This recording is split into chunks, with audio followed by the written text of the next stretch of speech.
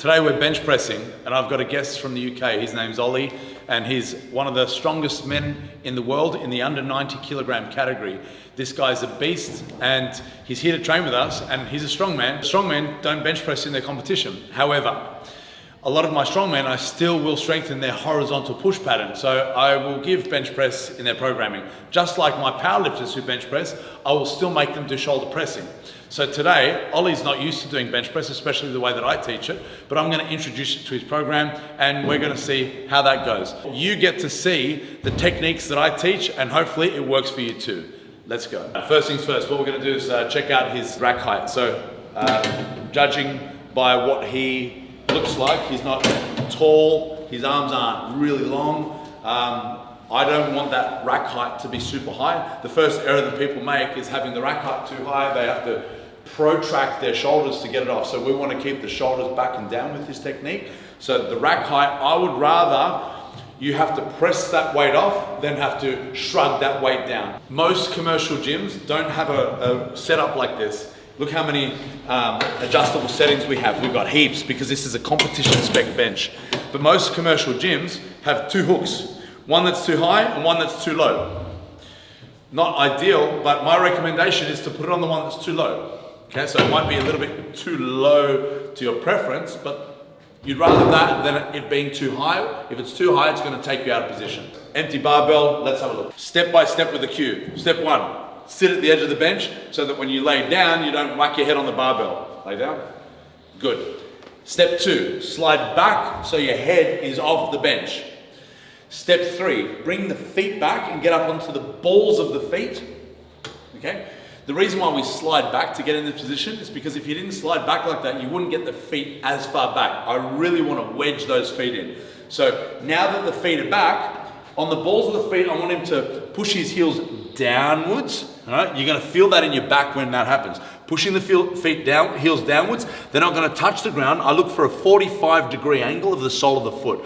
Pushing the heels downwards, grab the bar. Now with that downwards pressure of the heel, he's now gonna slide into position so that he's, ideally, I want his eyes to be behind the barbell in line with his mouth. So it's not, if it's in line with his eyes, he's gonna be reaching too far back. When you reach too far back, it takes your shoulders out of position.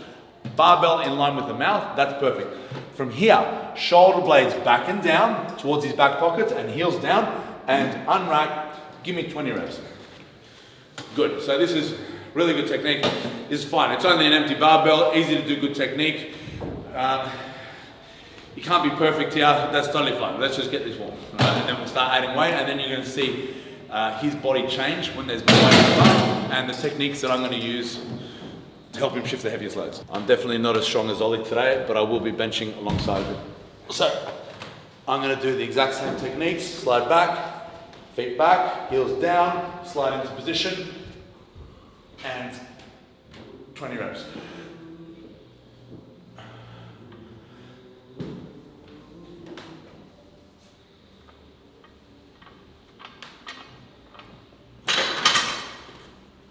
Now we add weight.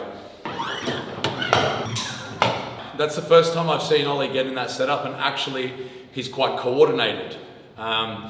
Some people can't achieve that arch position. And if you can't achieve that arch position, arching your upper back is paired with retraction and depression of the shoulder blades or shoulder blades back and down. So some people can't arch their upper back like that. So if they can't arch their upper back like that, their shoulders won't be in that right position. So because his shoulders are in the right position, I'm comfortable with him using a wide grip. So for those who can't arch, it's not comfortable to use a wide grip. That's what you end up looking like. So if that's the case, you end up having high risk of injury for your shoulders or pec tears and things like that. But for him, I am comfortable for him to use a wider than normal grip. The widest legal grip in a powerlifting competition is index finger on the outer ring of that powerlifting bar. With Ollie, he can do that because he's coordinated and he's got great mobility and a lot of great strength, but it might be slightly a little bit too wide. So maybe we'll go a little bit inside of that, but never go outside of that line. The main reason we don't go outside of that line in powerlifting competition, you're just not allowed. And in the gym, if you go outside of that, your hands are gonna get really, really close to this rack, and this is how you hurt yourself. So don't go wider than that line. All right, let's go. Slide back, feet back. So he's going with his ring finger on the line, so I think that's a good grip for him. If you don't have this mobility, I'd say go even closer than that, but for him, he's looking good. Feet are back, heels are down.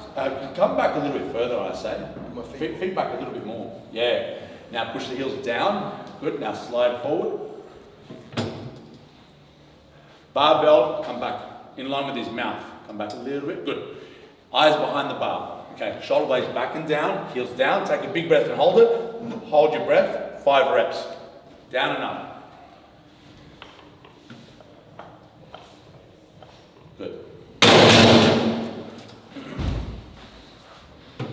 Very good technique. Not everyone looks like that when they bench, so it's going to be easy day. Slide back, feet back, balls of the feet, heels down. I do hold it on the widest legal grip, but I'm quite strong here and I've been doing it for a while, so I'm very comfortable in this position. Favorite ways to warm up is to start light, lots and lots and lots of reps. As we go more and more weight, we reduce the reps. So first set was 60 kilograms, well, empty barbell, which is 20 kilos, he did 20 reps.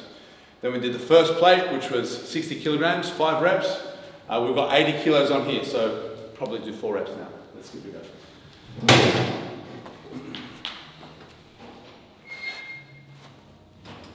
Slide back, more, head right off the bench, head right up, slide back, good. Feet back, on the balls, pushing the heels down, slide into position, pull the shoulder blades, eyes behind the bar, shoulder blades back and down, take a big breath and hold it, 4 reps. Shoulders back and down, heels down harder, good. On the next set, I'm going to make him slow down, okay? Because I'll tell you what happens. When you go really, really heavy, it's hard to move that fast when you're really, really heavy. So people warm up on the light weights really fast because it's so easy, but then it gets heavy and it's like, oh, I've got to stabilize this. So what I try and teach people to do is think about how slow you're going to move on the top weight and use that on the warm-up weights every set leading up to that top weight.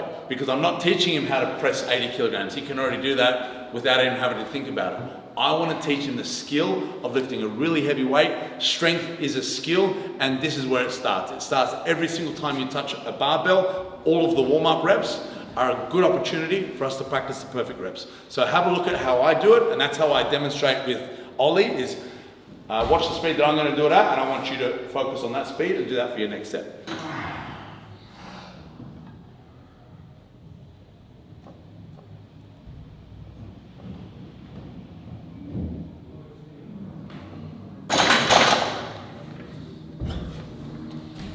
So I still push it up pretty fast. I say down with control, up with intent. Another mistake that people make is pushing the weight up really, really fast, trying to be explosive. The problem with that is a lot of the times they push it so fast that it takes their shoulder blades out of position. So think about keeping the shoulders back, and just like imagine you're standing out of a chair, you don't jump up in the air, you stand with the right amount of force that's needed to get that weight up. Same here. Explosive, but always under control. I like to bench press with a belt and with wrist wraps. This is stuff that you can use in competition. It's not cheating. And not everyone needs to use it. A lot of people will use the wrist wraps in competition, but not everyone uses a belt. Now, this is when I recommend using a belt. I'll ask you now, how does it feel? How does your back feel when you're doing that arch? So it feels like my back's cramping a little bit in position. So that's not uncommon, especially when it's the first time you're doing it. Some people experience back pain when they're doing that arch. Most people, it's arching like this is a completely normal position that our spines can achieve without pain. It doesn't mean that everyone can do it without pain. So for those that it hurts, first thing I like to do, and even cramping like that, this is where I like to use a belt. Because what a belt does is it teaches us how to push our abs into the belt and support our spine. So a lot of the times, simply by adding a belt, it can reduce a lot of that discomfort on the spine. Now here's the thing, if it doesn't and it still hurts, then I'm going to make him stop arching, because I don't want you to push through pain. I never make anyone that I work with push through pain. So if arching hurts your back, just don't do it. Flatten your feet, don't bring your feet back, and don't arch.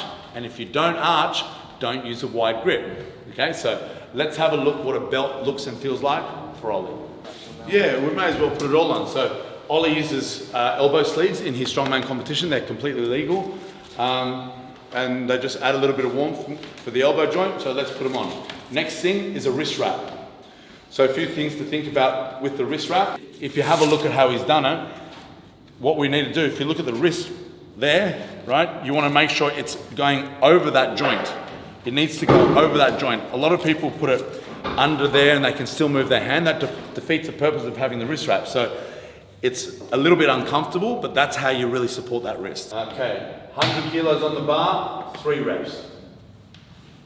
Slide back, feet back, balls of the feet, push the heels down and maintain that downwards pressure. Slide into position, eyes behind the bar, breathing, breathing, breathing. Before we unwrap, we take a big breath and hold it. 3 reps. Hold your breath, control. Control down, drive it up. Good. Control down, drive it up. One more. Control down, drive it up. Excellent. How did that feel with the belt? Felt good. Felt like I was solid, locked in. Didn't Great. Cramp at all or anything. No cramping. So that's a very simple solution. Some people it may not be a solution. Some people it might still be uncomfortable or it might still hurt your spine. So if it hurts your spine, which most people it won't, it's a completely safe exercise to achieve, but some people it might cause discomfort on your spine, and if that's the case, don't arch. But for him and for me, it really solves that problem straight away.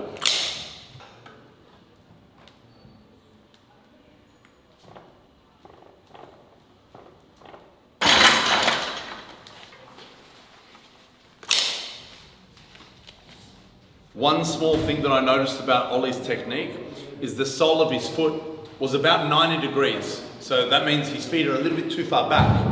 What I want is for the sole of his foot to be about 45 degrees. So that's gonna make the movement a little bit less aggressive on his back. When your feet are too far back and there's discomfort, that's a really quick fix, is don't bring him back as far. So 45 degrees for the sole of the foot, that's the goal, all right?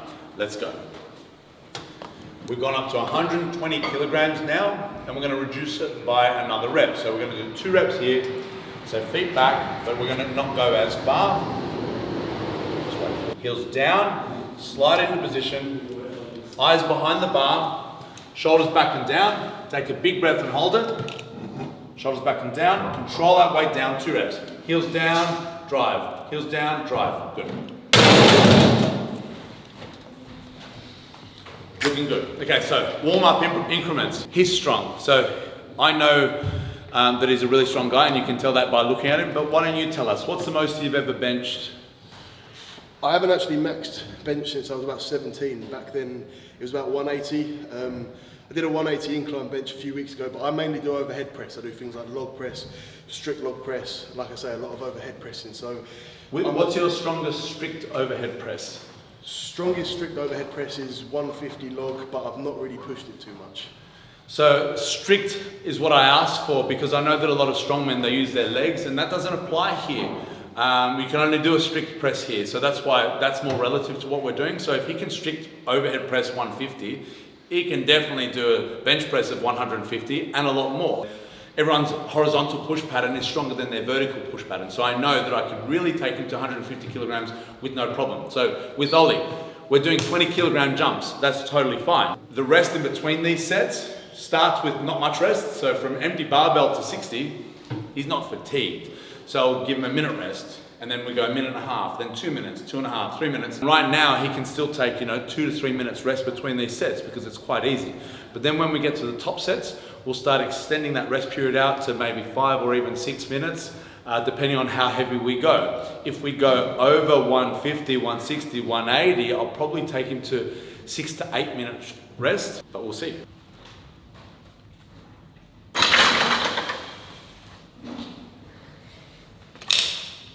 Feeling good. 140 kilograms on the bar, and we've just discussed that this is going to be the last 20 kilogram jump. So as we said, his overhead press strict is 150, so that's going to be next. So 140, so we were doing 20 kilo jumps. Now we're going to go 140, 150, 160. So a lot of people might think that's a lot of warm-up sets. Well, actually, it's not fatiguing, it's actually stimulating. So what I'm going to do is not make him do 140 for 10 reps or anything like that. It's just 1 rep. so that he can feel that weight, and then 150 kilograms so that he can feel that weight, I'm anticipating that he will get over 180 kilograms. This weight isn't that fatiguing for him, but what happens is when we're introducing a new technique, if you try and take jumps that are too big, it's hard to maintain the technique. So it's not just about, he's warm enough to go straight to 160 now, but we don't know if his technique is going to be able to handle it. What happens is when you start getting heavier and heavier weights, your body goes into safety mode and you start really contracting so much of your muscles, which can take you out of position. So we take smaller incremental increases as we get closer to really heavy weights, which is what we're doing now. Control, heels down. Control, drive. Good.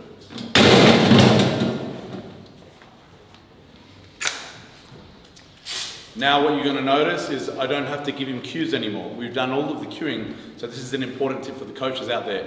We've done all of the cueing for the lightweight when it's really easy and he can really think about what I'm saying to him. But as it gets heavier and heavier, it can be distracting if I give him too many cues now. So all of the cueing is done now. His technique is great. And now if I do give him a cue, it might be one thing at a time, but typically I like to stay quiet from now on.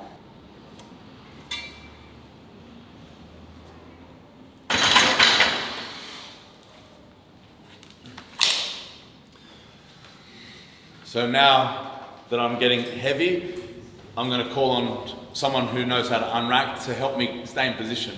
A lot of the times when you unrack yourself, it's easy to take yourself out of position.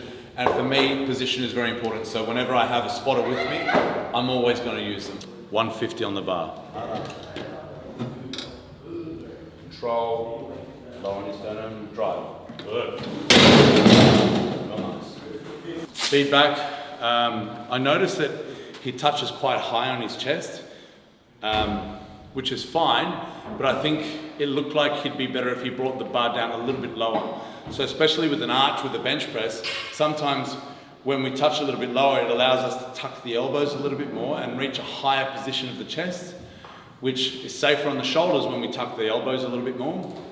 But it's also easier because it's higher on the chest and he doesn't travel as far.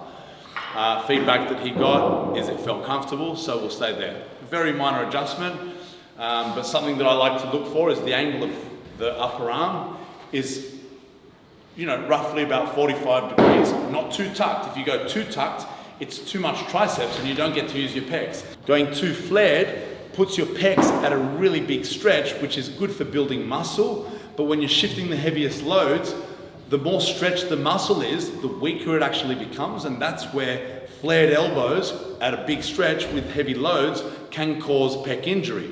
So that's why we like to put the pec at a mid-range. The best way to do mid-range, roughly about 45 degrees for the upper arm angle. So not too tucked, not too flared, right in the middle, when the goal is to shift the heaviest loads. For me, I'm gonna do 160 kilograms, and this is gonna be my top weight for the day. I don't train 1 rep maxes all the time. Actually, it's very rare. Most of the strength work comes from 3 rep range and up. So that's where I really like to train for most of my time. So right now, 160 kilograms. Maybe I can do sets of 5, we'll see. It's been a while. But again, I'm gonna get my spotter to come in, safety first, help keep me in position to unrack, and I'll go for 5 reps.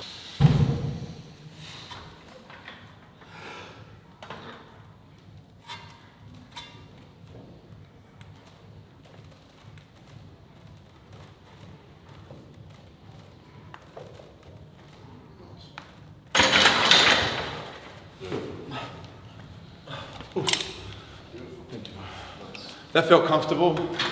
I probably had, I don't know, maybe a rep or 2 in the tank. I don't always go to fail. With strength work, it's better to not go to fail. And actually with most of the work when you're doing heavy weights with compound movements, I'll always prescribe to leave a couple of reps in reserve.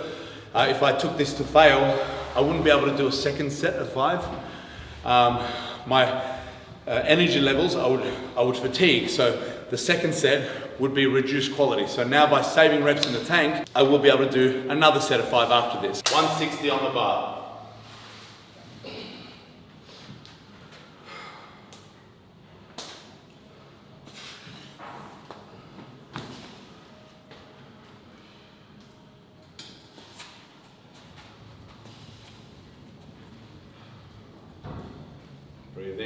in, shoulders back hard, heels down hard. Hit lower on your sternum. Nice. That looked really clean. Nice. Some people like to do touch and go reps, and some people like to pause. In powerlifting, you have to pause, so that's why typically that's how I like to train. But with Ollie, he doesn't do powerlifting, so he's got the choice of either. And usually when I'm teaching someone for the first time, I give them the option. Sometimes I like a pause because it teaches people to stay tight under load. When you do the touch and go technique, a lot of people try and use momentum and bounce the bar. Now, when you get heavy weights like that, it's not a good idea to bounce the bar or try and move the weight with momentum, because bouncing the bar and moving with momentum can switch your muscles off. You don't want any of your muscles to be switched off under loads like this. So Ollie just said to me, is it better to use a pause? And I said, sometimes. How did it feel? And he said, it actually felt good. I agree, it looked good, and if you had a look at the speed of that compared to the 150, that looked cleaner. Even though the 150 you slightly did a pause, but I think it looked cleaner because the 150 was the first pause he did. 140 was touch and go, 150 was pause. So when you change the technique like that, it's a different technique. But he had 1 rep practice at that. So something I'm gonna make sure is that he does that pause for the next set and the next set. So if he was going for his top set, and he was practicing with pauses all the way up, and he tried to do a touch and go afterwards, I'd say, don't do that. You gotta warm up the way that you're gonna perform that top set. So now we've agreed the pause is gonna be the one that he does. I think with heavy weights like this, I just think it is more comfortable, even though it seems to be a harder technique. I'm gonna do a piss. You gonna follow me? Now he gets 2 goes in a row because that was my top set, that was a working set, and I'm going to take 8 minutes rest. Whereas Ollie is at a point where he's probably doing 5 minutes rest between these sets, so that's why he gets to go first.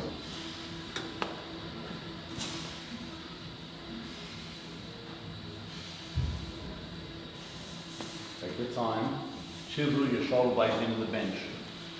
Okay? Squeeze them in, grip them into the bench. Grip them in, grip them in, grip them in. Shoulders back, shoulders back, shoulders back, shoulders back. Good. Heels down, heels down, heels down. Drive. Yeah. Good. Really nice. Strong. Hi. You want to give us an unwrap and make a guest appearance? Yeah, What's up? but it's not cute. Why are you Okay. cute then? Well, I am cute.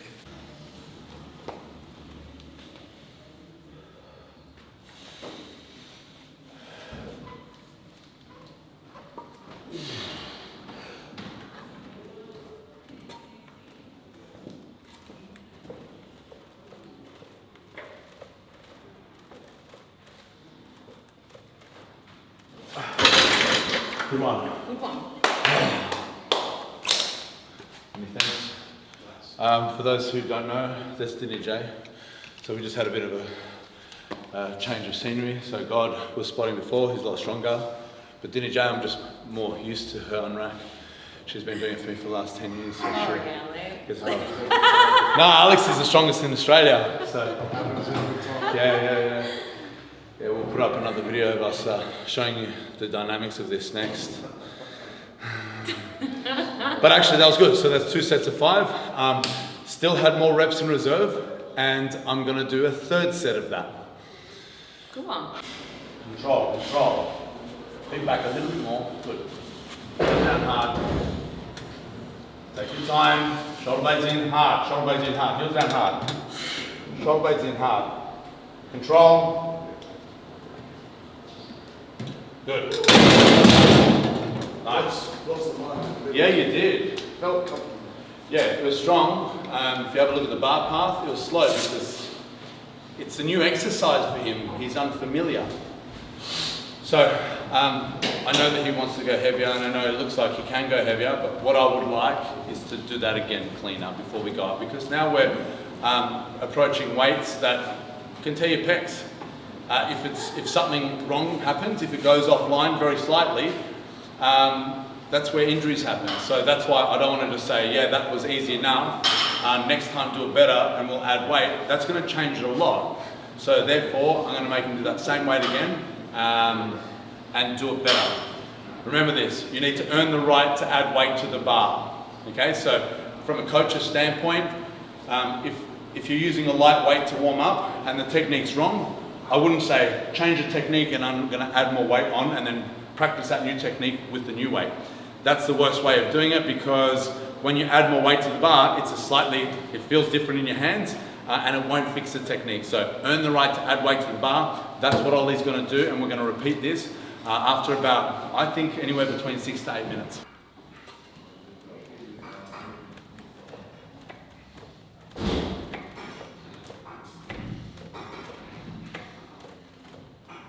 Very nice. Yeah, good day for it. Hi. Thank you. That's my benching done. Off to accessories. But before I do accessories, we're going to go back to Ollie and make him do that 180 better. Ollie is a psych up lifter. If you've ever seen him lift, he brings a very big intensity with him, which is awesome. And it's really important for strength athletes at the highest level to be able to get that space mentally. However, when we're learning a new technique, that can interfere with the thought process that goes behind the lifting. Actually, if you have a look at his intensity, maybe you'll see it in the video. I could see his face, but you guys couldn't, but he really switched on then. And I think that sometimes that level of arousal can interfere with the technique. So actually, when I'm teaching people for the first time, I try and keep that psych up process down to just focus on the technique. For him, that weight moved really easily. For him to do 180 kilos the first time we've benched in years is insane. It's really unheard of. So he's super strong, we know that. But at the same time, he will get even stronger and he'll lift a heavier weight if we just refine that technique. Too much arousal can interfere with good technique. Right now, it's not about how much he can lift, it's about good technique. So we'll try that on the next one. We'll try and, I still want focus, you know what I mean? But don't go, you know what I mean? No aggression. So the next thing you did as well, if you watch how I do it, compared to what you're doing, is I grip my shoulders into the bench, right? So you kind of go back, back, and then you go here. I go, and I'm gripping my shoulder blades in there. I really wedge it in place. Something that I noticed you've got as well is that light shining right in your face. Fuck. So it's like you get one side in first, then the other. Absolutely. Take your time. Chisel it in. Don't just come in with the shoulders in and sit. They won't be in. Put one shoulder in, grip it in, and then move the other one in, grip it in. And then we unwrap. Big focus. Take your time for the setup. Big back. Heels down hard. Take your time. Heels down hard, squeeze those in. Grip it in, grip it in, grip it in. Take a big breath. Shoulders back hard, shoulders back hard, shoulders back hard. Control. Drive. Yes. Oh! Oh, Did you see the difference? It felt a lot better. Man, see how good that was? So that was perfect line and it really pinged up. Now, here's the thing with learning a new technique. I know it's going to upset Ollie when I say this, but I want to bring it down and do reps now. I know he wants to beat 180, and I know he will, but not today. Not today. He could. You just saw how easy that was. But what I want to do is, like, he could probably do definitely 190 and then probably even 200. But 200 might be hard, and he might grind through 200. And when you grind through 1 rep max weight, that's what takes you out of position. And that's where we increase risk of injury, not here. We don't want to do that now. We don't need to do that. It's just a training session, and he's training to be the world's strongest man in the 90 kilogram category. So no injuries. So what we're going to do is drop the weight, probably down to maybe 140. And I'm just going to make him rep it. And we're going to refine that pattern with a lower load, and then he'll probably jump up week after week. Like, let's just say I was to program him to do a bench press. I could go 3 by 8 on 140 on week 1, and then 150 for 8s, and 160 for 8s. And then we'd drop it, and we'd probably come back to test 180, and we'd probably be able to do that for 5 reps. So I don't care for 200 for 1. I think he's got the strength to do 200 for 5. So instead of going for 200 for 1 now, we're going to go for 200 for 5 later on in the year. Stay tuned, we're going to do a back down set just so that you can see the difference in movement. When we drop it down, we'll probably just take a plate off and do high rep sets now. That's so good. Ollie isn't short for Oliver, it's short for Ollivander. Just kidding, it's Oliver. But it's Oliver. Now what we're doing, 8 reps. Now I'm going to tell you a secret. Not for everybody, just for those who want to get strong. Hold your breath for the whole set. Wait. Hold your breath for the whole set, which means before we unrack, take a big breath.